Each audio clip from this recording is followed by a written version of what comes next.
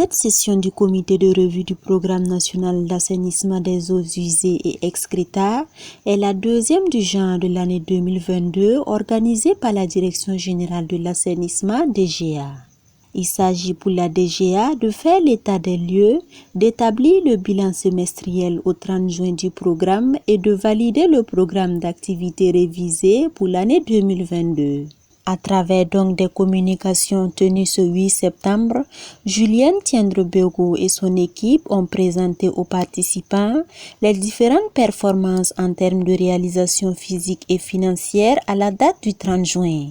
Malgré les multiples efforts enregistrés, le bilan est jugé mitigé et les résultats sont en deçà des attentes, selon le directeur général des statistiques et des études sectorielles.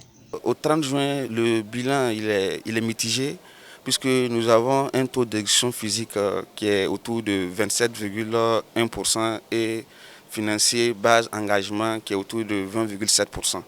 Pour dire que ces différents taux sont en deçà du taux repère qui est de 50%. Avec les événements du 24 janvier, la fusion du ministère, nous avons accusé un retard dans le déblocage de nos ressources et également il y a certains partenaires qui avaient suspendu leur financement. Mais Dieu merci, grâce aux négociations avec les autorités, je pense que beaucoup de partenaires sont en train de revenir. Je pense que les choses iront de mieux en mieux. La directrice générale de l'assainissement, pour sa part, estime que malgré ces difficultés, les résultats sur le terrain sont satisfaisants au regard des multiples actions entreprises. Plusieurs latrines ont été réalisées et des sensibilisations ont été faites au profit des populations. En termes de réalisation d'ouvrages, quand même, on enregistre plus de 23 000 latrines familiales réalisées dans les ménages et plusieurs activités de sensibilisation, de formation, renforcement des capacités et autres réalisées auprès des acteurs. Au niveau des latrines institutionnelles, on a enregistré plus de 200 latrines institutionnelles réalisées et 13 villages qui ont été certifiés FDAL et 200 villages qui ont été déclarés FDAL. Voilà, ces résultats vraiment auraient pu être meilleurs si les conditions étaient favorables. Ce qui est le plus remarquable, c'est la contribution de ce programme budgétaire à l'amélioration des conditions de vie des PDI. Vous savez que nous sommes dans une situation de crise humanitaire où on a beaucoup de déplacés, je pense, et il y a beaucoup de réalisations qui ont été faites au profit de ces PDI.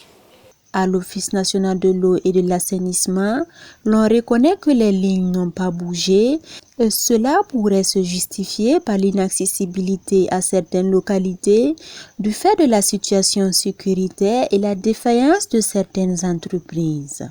Car cela ne tienne, les perspectives s'annoncent bonnes. De nouvelles entreprises ont été recrutées, de nouveaux bureaux d'intermédiation sociale ont été recrutés qui sont actuellement mis en place dans plusieurs localités, plus d'une dizaine de nouvelles localités, pour donc contribuer à la sensibilisation et à l'expression du besoin au sein des populations. Aussi bien au niveau des ouvrages familiaux qu'au niveau des ouvrages communautaires, c'est-à-dire les lieux publics, les ouvrages institutionnels, etc., etc. Donc les perspectives s'annoncent encore meilleures. Avec l'ensemble des acteurs ce matin, il va s'agir vraiment de voir quelles sont les mesures qu'il faut mettre en place pour vraiment accélérer pour l'atteinte de meilleurs résultats en fin d'année. Voilà. Il faut dire aussi que malgré ces résultats bien mitigés, la plupart des programmations ont quand même été revues à la hausse. Voilà, parce que il y a certaines contraintes qui ont quand même été levées. Voilà, quand on parlait du blocage des budgets au départ et où toutes ces contraintes-là ont été levées. Cette deuxième session à mi-parcours du programme national d'assainissement des eaux usées et excréta devra donc poser les bases d'une réflexion plus féconde dans le secteur afin d'obtenir des résultats plus satisfaisants et plus performants au soir du bilan général.